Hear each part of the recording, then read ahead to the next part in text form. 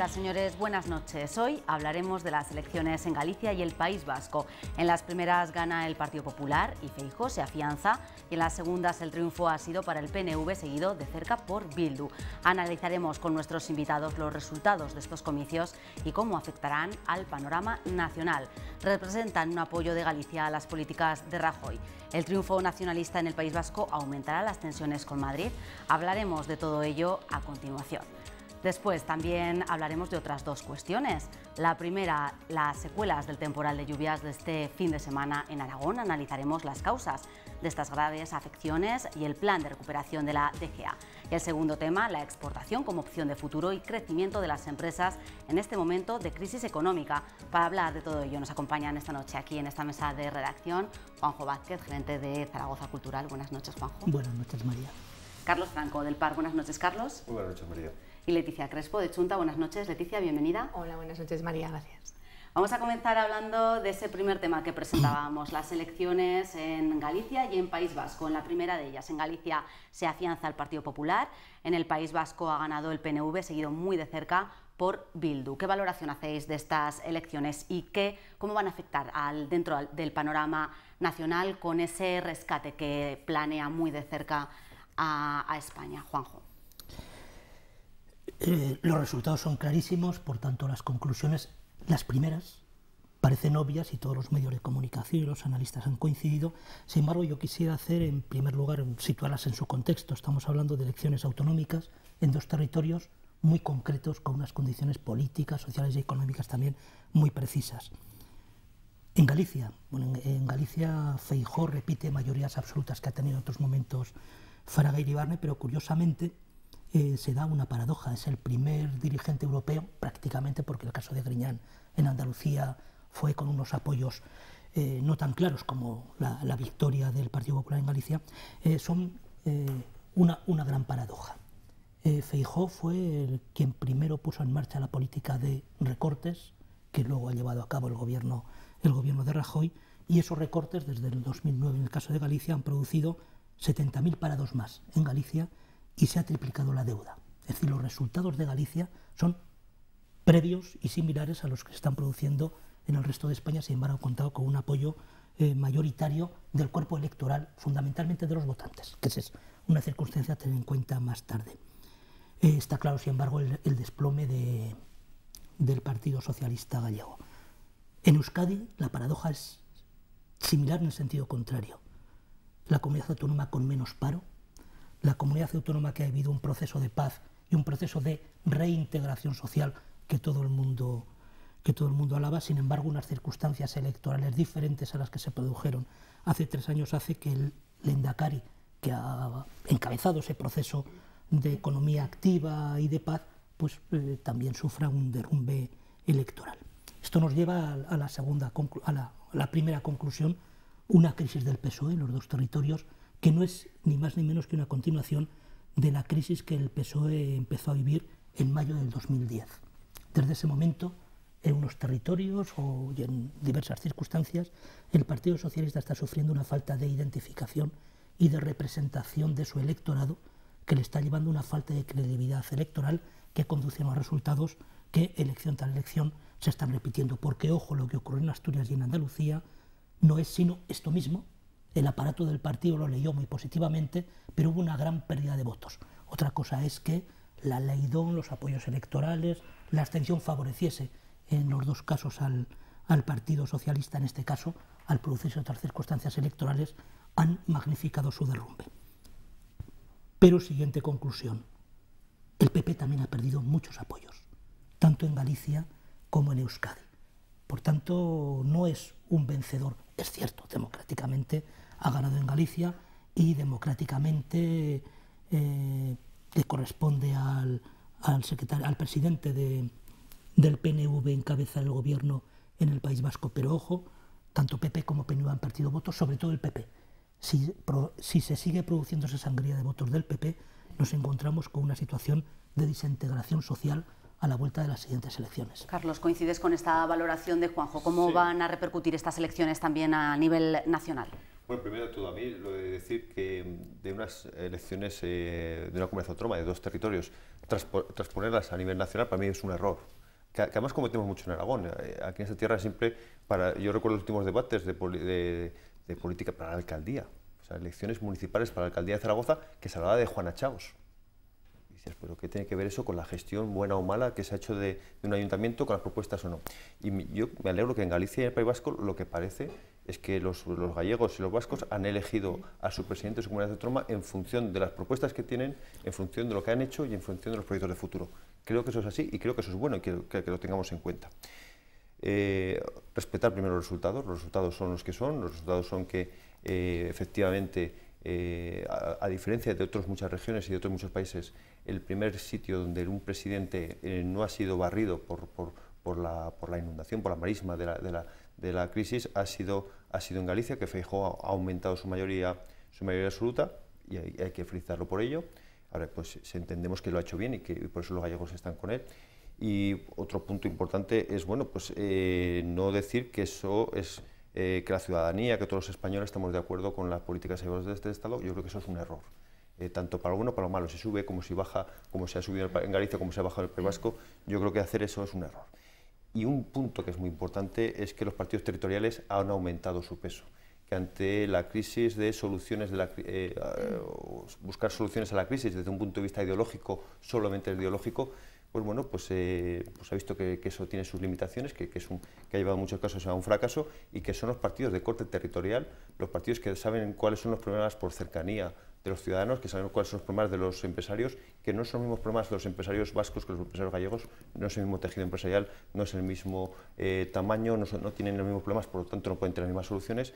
Pues esa cercanía, pues al final hace que se den soluciones más acorde a cada uno de los territorios. Yo creo que es importante. Y el tercer punto es que los partidos nuevos, esos partidos que estaban en contra de todo, esos partidos que nacían para decir estamos en contra de los políticos, cuando son partidos políticos, con cierta demagogia, con oportunismo, con populismo, pues al final ha habido mucho ruido y muy poquitas nueces. Esos partidos territoriales de los que hablaba Carlos, ¿pueden avivar la tensión nacionalista en España? Leticia. A ver, sin duda, la conclusión más importante es que los nacionalismos de izquierda han subido, en ambos. Pero a mí me gustaría analizar cada uno por separado, porque creo que no tienen nada que ver y que se han dado situaciones muy diferentes. En Galicia yo destacaría que la suma de los votos en blanco y de los votos nulos ha sido tremenda. Ha habido más de 75.000 votos entre en blanco y nulos, que es más del triple de lo que se podría esperar. El Partido Popular, en los mejores resultados de su historia, ha disminuido en 136.000 votos. Es decir, ha perdido un número muy importante de votos, lo cual no está reñido con reconocer que ha habido una aplastante victoria, arrolladora.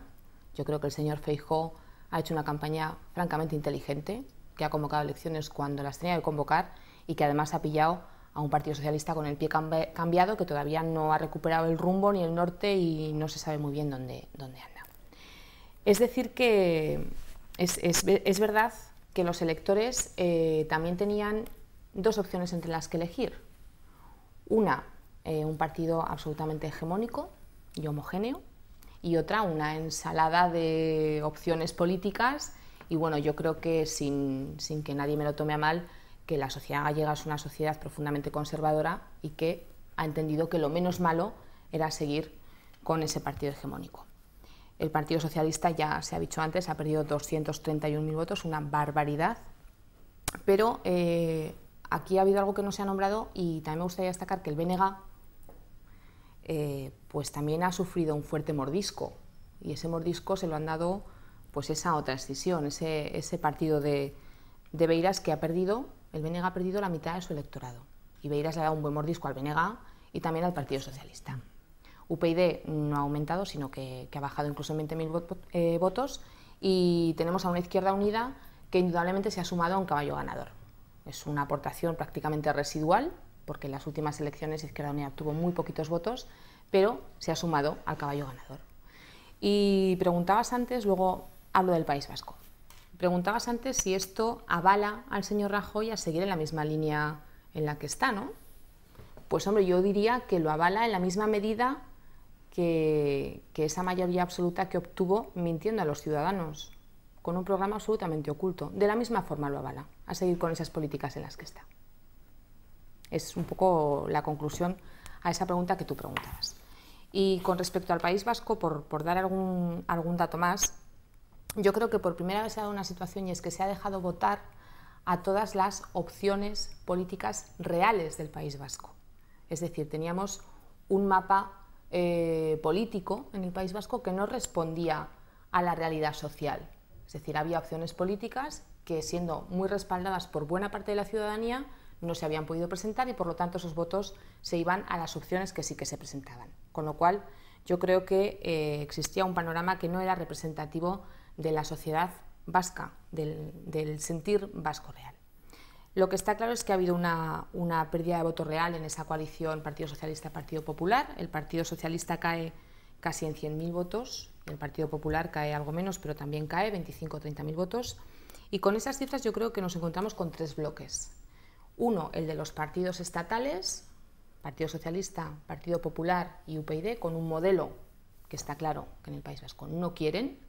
Otro, que es el de Bildu, que es independentista, y algo intermedio, que es quien ha ganado, el PNV, que yo creo que es la opción en este momento más pragmática, porque irá un poco tomando decisiones en función de lo que entiende que necesita el país. ¿Y qué decisiones creéis que puede ir tomando? ¿Hacia dónde se puede tirar el nuevo Lehendakari? ¿Hacia pactos con el Partido Socialista o creéis que puede acercarse a Bildu? Gobernará en minoría con apoyos del Partido Socialista. Yo creo que no le interesa, y además no es que no le interese, es que no puede coincidir tácticamente con Bildu en estos momentos. Y yo coincido, antes lo he dicho, coincido con Leticia. Hay gente que está echando las manos a la cabeza del 21%, de los 21 diputados de Bildu. Eso es lo que queríamos los demócratas. Es decir, que Bildu pudiera participar en unas elecciones democráticas sin pistolas, amenazando al resto de los partidos.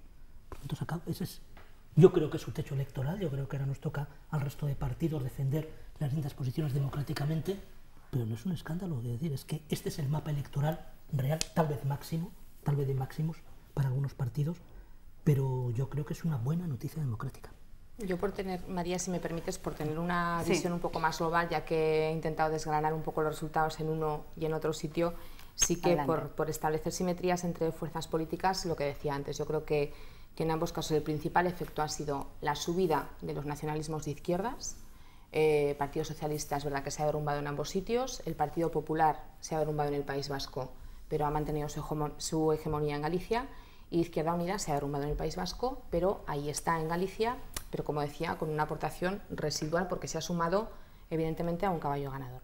En cualquier caso, y visto el escenario desde un punto de vista más global, tú decías, ¿cómo afecta esto a nivel nacional? Bueno, pues yo te voy a contestar cómo afecta a nivel nacional con Z, ¿vale? A mi país, que es Aragón.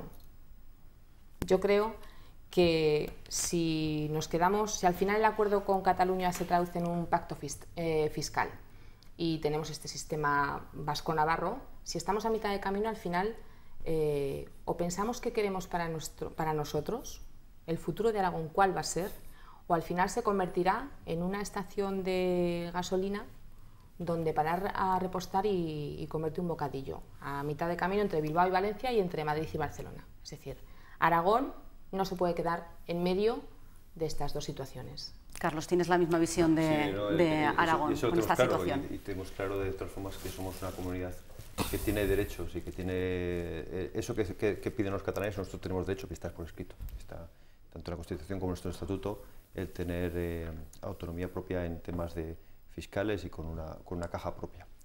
Eso lo tenemos. Otra cosa es que pongamos de acuerdo en ponerlo en marcha. Y hay que ver quién está a favor de eso y quién está en contra de eso. Eso es un tema también importante. Con temas que se ha dicho aquí, hombre, yo no estoy contento de que Bildu sea la segunda fuerza política.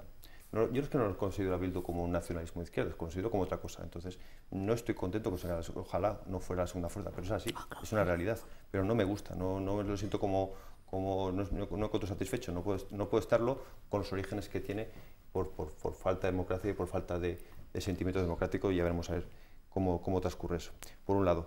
Y por otro lado, el PNV, ¿qué va a ocurrir con el País Vasco? Yo no creo que el PNV, por lo menos así lo ha hecho en campaña, y espero que sea siguiendo o cumpla sus promesas, ha propuesto a los vascos, y yo creo que los vascos han sido más inteligentes por lo menos que los catalanes, es decir, primer problema es la crisis, y eso que hay en el País Vasco afecta mucho menos que el resto de España. Primer problema es la crisis, y segundo problema, ya veremos a ver, el tema identitario, el tema de independencia, sí o no, tal. Ahora estamos en una época de pocas bromas, de pocas tonterías, y vamos a centrar en lo que es importante, es cómo salir de la crisis y propuestas concretas para salir de la crisis para nuestros empresarios, para nuestros autónomos, para nuestros comerciantes, y con ese cartel electoral han ido a las elecciones y han tenido la respuesta que han tenido, que son los ganadores de estas elecciones. Yo creo que eso es lo inteligente, lo que está haciendo de Convergencia de Unión, lo que se está haciendo otros territorios, de decir tonterías y tal y cual, y de equivocarse un poco el tiro. Yo creo que los ciudadanos eso no lo entienden. Entonces, si el PNV cumple con su palabra y se centra en lo que es el problema real de los ciudadanos, que es salir de la crisis, que es generar empleo, y no tuerce la visión de los ciudadanos, yo creo que todo tiene que funcionar bien.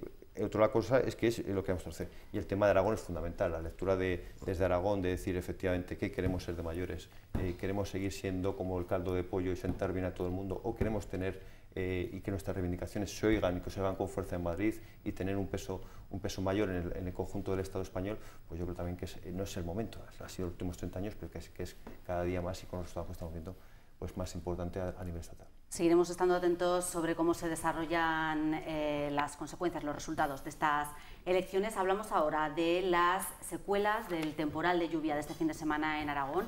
La DGA, el Gobierno de Aragón, ya ha puesto en marcha una oficina para atender a todas las personas que se han tenido que evacuar de sus domicilios. También se les va a realojar y se empiezan a valorar los daños. El consejero Bermúdez de Castro ha dicho que se podía haber evitado gran parte de esta situación con una regulación del río Gallego.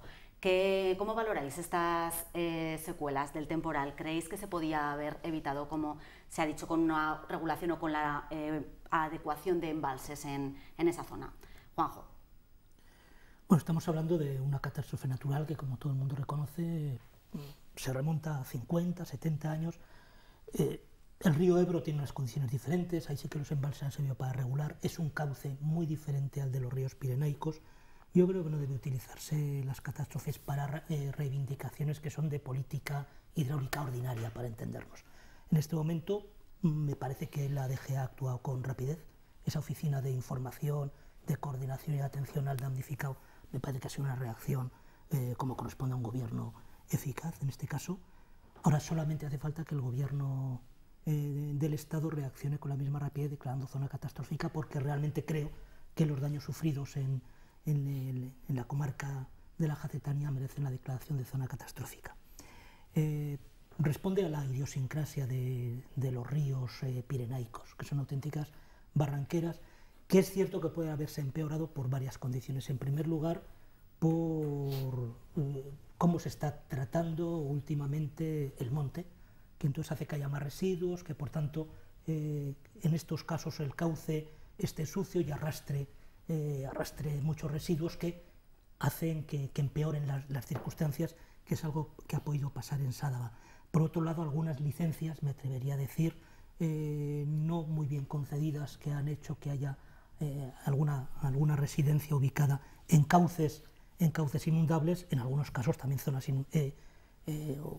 urbanizaciones ilegales, como ha ocurrido en el caso de Zaragoza, pero estas son circunstancias que hay que tener en cuenta todos los días y que cada cierto número de años salen a la palestra. En cuanto a los embalses en el río Aragón, yo creo que no hay que aprovechar una lluvia semejante para una reivindicación que hay que ver en un contexto mucho más amplio y no exclusivamente el de una catástrofe natural. Debe declararse zona catastrófica por el Gobierno de España. Sin duda, efectivamente. Yo creo que hay 3 puntos que hay que tener en cuenta, 3 puntos con lo que ha ocurrido. Primero, no ha habido daños personales, que viendo imágenes, ojo, viendo imágenes que se han visto por televisión, no es evidente. En otras regiones hemos visto que sí que las ha habido con mucho menos. Y eso ha habido una agilidad en la respuesta, ha habido una respuesta rápida y efectiva para evitar males mayores. Segundo, ha habido importantes destrozos materiales. Y ahí hay que estar con los damnificados, gente que ha perdido su casa, gente que ha perdido sus fincas, que ha perdido sus propiedades, y que hay que estar hoy con esa oficina que está muy bien, con las fotos que están haciendo que están muy bien, también dentro de unos días. Y veremos cómo dentro de unos días los seguros dirán que la culpa es del ayuntamiento, el ayuntamiento dirá que el informe del constructor, el constructor que si la Che, que si el ministerio, que si tal, y al final pasarán unos años y esta gente no tendrá respuesta a sus problemas. Hay que dar respuestas ahora, hoy y dentro de unos días, cuando esto pase de ser primera noticia en las planas de los periódicos.